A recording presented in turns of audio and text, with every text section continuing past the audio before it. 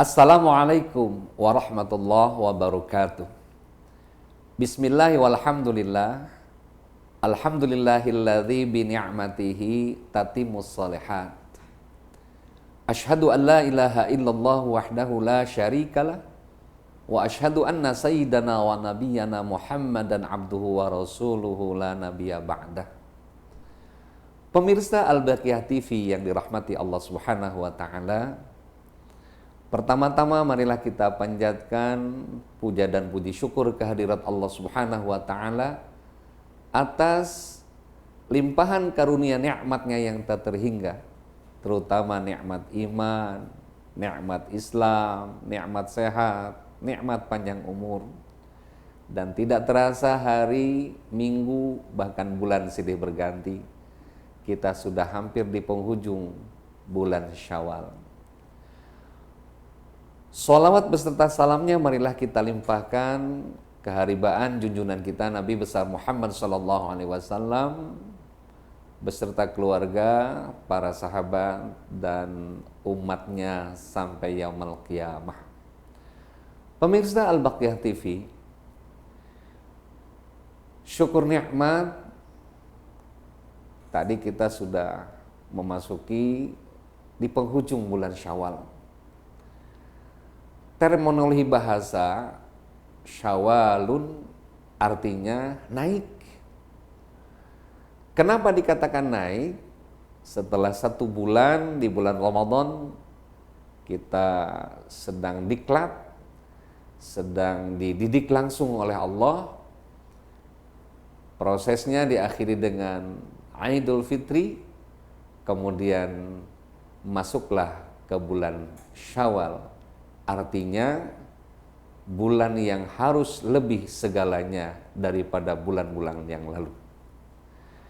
Pemirsa Al-Baqiyah TV, kalau kita membaca buku sejarah yang ditulis oleh Al-Maghfurlah Kiai Haji Fuad Hasyim, beliau salah satu ulama terkemuka di Cirebon dan juga guru besar di Pondok Pesantren Buntet Cirebon. Beliau mengkisahkan sejarah bangsa Indonesia dari semenjak kemerdekaan Republik Indonesia tahun 1945. Setelah dikumandangkannya negara kita merdeka, ternyata kolonial Belanda tidak melepas begitu saja, bahkan mereka datang kembali ke Indonesia dengan istilah agresi Belanda kedua pada tahun 1948. Klimaksnya terjadi pertempuran 10 November di Surabaya, yang waktu itu kita mengenal sosok Bung Tomo, salah satu corong dari pemerintah yang bergabung dengan laskar-laskar santrinya dari beberapa pesantren di Jawa terutama, dan umumnya di tatanan Jawa Barat, Jawa Tengah, dan Jawa Timur. Dengan gagah dan gigihnya beliau mengumandangkan kalimat takbir di radio RRI dengan memekik dan mengajak seluruh bangsa Indonesia untuk mengusir kolonial Belanda, sehingga tercatat dalam sejarah yang luar biasa. Para santri dengan modal bambu runcing, dengan mengumandangkan di bibirnya kalimat tawasul kepada Rasulullah yang sering kita dengar, ya Rasulullah salamun alaik ya rafi'a sya'ni wa daraji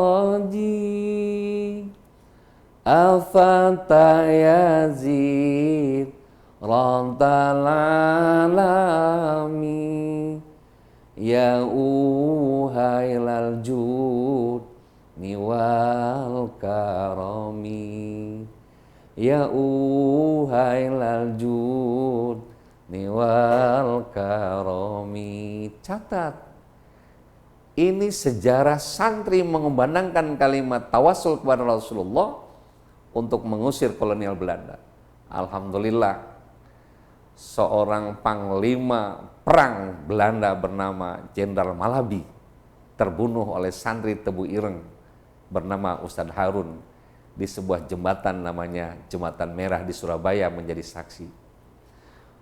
Pemirsa Al-Baqiyah TV yang dirahmati Allah Subhanahu wa taala, sekedar prolog tadi sejarah yang ditulis oleh Kiai Haji Fuad Hasyim bahwasanya setelah terusir kolonial Belanda, datanglah bulan Ramadan dan diakhiri dengan Idul Fitri. Setelah Idul Fitri, bertepatan dengan bulan Syawal tahun 1948, kolonial Belanda selesai. Tapi lagi-lagi bangsa Indonesia dirundung masalah. Apa masalahnya? Muncul pemberontakan PKI Madiun, DI-TII Kartosuwiryo di Jawa Barat, kemudian Daud Beri di Sumatera. Nah, ini kebiasaan, mohon maaf, karakter bangsa kita, beda pendapat sudah biasa, tapi beda pendapatan ini yang tidak biasa. Mungkin ini muncul permasalahan. Sehingga menjadikan masalah bangsa. Presiden Indonesia Insinyur Soekarno saat itu langsung mengutus Bung Tomo untuk meminta fatwa kepada Kiai Haji Wahab Hasbullah. Beliau datang ke desa Cukir namanya, di daerah Jombang, dan beliau minta petuah bahwa presiden kita ingin mengundang semua tokoh bangsa, tokoh agama untuk kumpul pasca Idul Fitri di Istana Merdeka. Kira-kira seperti apa undangannya? Maka Ki Wahab Hasbullah salam kepada Bapak Presiden, bikin undangan, tulis bahwa undangannya adalah halal bihalal. Subhanallah pemirsa. Kalau kita membaca kamus bahasa Arab sekelas Munjid atau mungkin Al-Munawir, nggak bakal ketemu mustaknya kemana halal bihalal. Inilah fikroh ulama buat bangsa. Dan kita tahu sosok Kiai Wahab Hasbullah itu adalah pendiri dan sekaligus pembuat gambar dari ormas yang terbesar di Indonesia bernama Nahdlatul Ulama.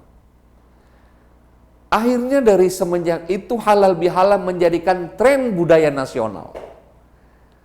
Bahkan bukanlah hanya diperingati oleh kalangan Nahdlatul Ulama.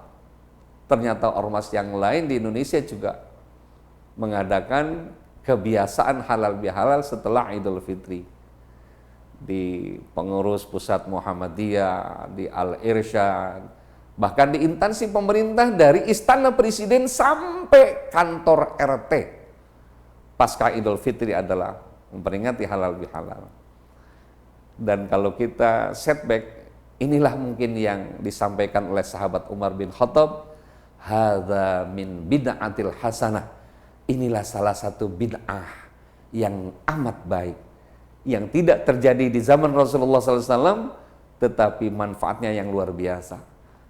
Pemirsa Al-Baqiyah TV, bukan hanya tren budaya nasional halal bihalal untuk bangsa kita. Ternyata negara tetangga pun mereka memperingati halal bihalal.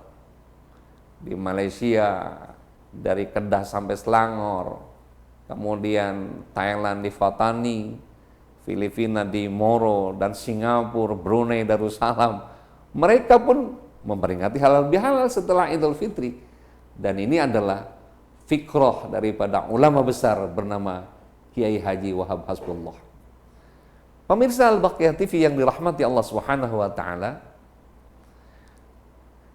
berbicara halal bihalal ternyata bukan tidak ada alasan Kiai Wahab Hasbullah.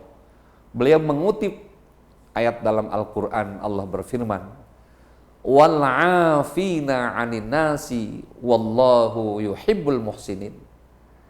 Dan saling memaafkan kalian, anin nasi, daripada segenap manusia. Wallah, demi Allah, yuhibbul muhsinin, Allah mencintai sesuatu yang baik. Subhanallah. Pemirsa, mari kita lihat konteks ayatnya, ternyata anin nas, dengan semua manusia. Artinya ayatnya di sini adalah ayat plurals, not singulars. Artinya bukan hanya sektoral orang muslim. Dengan siapapun kita punya salah, maka kita harus minta maaf. Maka sering kita mendengar ada istilah hablum minan nas wa hablum minallah. Kenapa didahulukan hablum minan nas? Karena Allah nggak bakal ridho kalau kita tidak diselesaikan dengan sesama manusia. Pemirsa Al-Baqiyah TV yang dirahmati Allah Subhanahu wa taala. Ada kisah yang menarik dari sebuah kitab Irsyadul Ibad. Seorang ahli ibadah, sholatnya rajin, infak sodakoh, zakatnya juga nggak pernah tinggal, puasanya nggak pernah tinggal, sholat malam duhanya nggak pernah tinggal, bahkan ke Mekahnya nggak pernah tinggal. Subhanallah. Dan tercatatlah hamba itu adalah ahli surga. Digambarkan ketika beliau mau melangkahkan ke pintu surga, ternyata dijaga oleh malaikat Ridwan, malaikat penjaga pintu surga. Kata malaikat, "Bang, mau kemana?" "Ke surga." "Kenapa ke surga?" "Karena amal saya ketika di dunia." Sebentar, dibuka komputernya semuanya. Memang abang ini berhak untuk masuk surga, tapi belum terselesaikan satu masalah. Apa masalahnya? Sesungguhnya masalahnya masalah sepele. Jadi si ahli ibadah tadi ketika di dunia, beliau berangkat dari rumah mau ke masjid, kebetulan di rumahnya beliau makan terlebih dahulu, yang dimakan makanannya jenis daging, kemudian sisa sedikit daging yang termakan terselip di giginya. Nah, ketika di perjalanan beliau memetik daun pohon orang untuk mengeluarkan sisa daging di giginya tersebut. Tetapi si ahli ibadah tadi tidak izin kepada yang punya kebun tersebut. Nah, ditanyakan oleh malaikat ketika beliau mau melangkahkan ke pintu surga, "Bang, silahkan cari dulu orang yang punya kebun. Anda harus minta maaf karena Anda mengambil kepunyaannya yang tanpa izin." Hanya sepele itu, segelintir itu menghalangi manusia ke surga karena tidak meminta maaf kepada orang yang dia rugikan. Allahu Akbar. Pemirsa Al-Baqiyah TV yang dirahmati Allah Subhanahu wa taala. Kembali kepada konteks halal bihalal. Kenapa Kiai Haji Wahab Hasbullah sampai menyampaikan seperti itu? Karena memang harkat martabat manusia, karakter manusia, kepribadian manusia tidak lepas daripada khilaf dan salah. Tidak lepas dari keburukan dan kekurangan. Maka ketika menginjak bulan Syawalun, artinya kita harus menaik, harus lebih baik daripada yang kemarin, maka segalanya harus diselesaikan, terutama masalah kita dengan sesama manusia. Jika kita mendengar sebuah hadis yang disampaikan oleh Rasulullah SAW, beliau katakan, "Man kana yaumuhu khairun min amsihi fahuwa rabihun." Barang siapa umatku, jika hari ini lebih baik daripada hari kemarin, maka dia menjadi orang yang beruntung. Apabila umatku hari ini sama dengan hari kemarin, maka dia disebut orang yang merugi.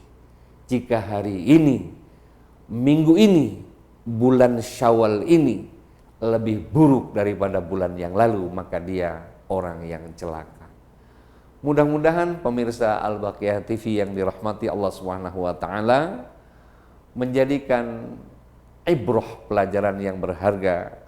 Yang pertama, halal bihalal, kita saling maaf memaafkan. Yang kedua, mari kita lebih naik, lebih maju, lebih baik daripada hari yang lalu. Itulah Islam yang mengawali segalanya. Walaupun orang sono, mereka mengatakan today is yours, however tomorrow is mine. Ternyata Islam sudah mengawali al-yaum lakum wal qadlana. Kalau hari ini milik mereka, besok lusa harus milik kita. Insya Allah, Allah selalu mengabulkan permohonan kita. Selamat menuju kenaikan, menuju sesuatu yang lebih baik, dan semoga hal-hal yang kurang baik kita akan perbaiki, hal-hal yang kurang kita tambah. Semoga kita menjadi hamba Allah yang selalu halal bihalal. Yang kedua, semoga hamba Allah yang selalu lebih optimis menuju masa depan. Demikian pemirsa Al-Baqiyah TV yang dirahmati Allah Subhanahu wa taala. Mudah-mudahan bermanfaat buat kita semua. Kita sekali lagi saling memaafkan di antara kita semua. Hadanallah wa iyyakum ajma'in. Wal 'afu minkum wallahul muwaffiq ila aqwamit thariq. Assalamualaikum warahmatullahi wabarakatuh.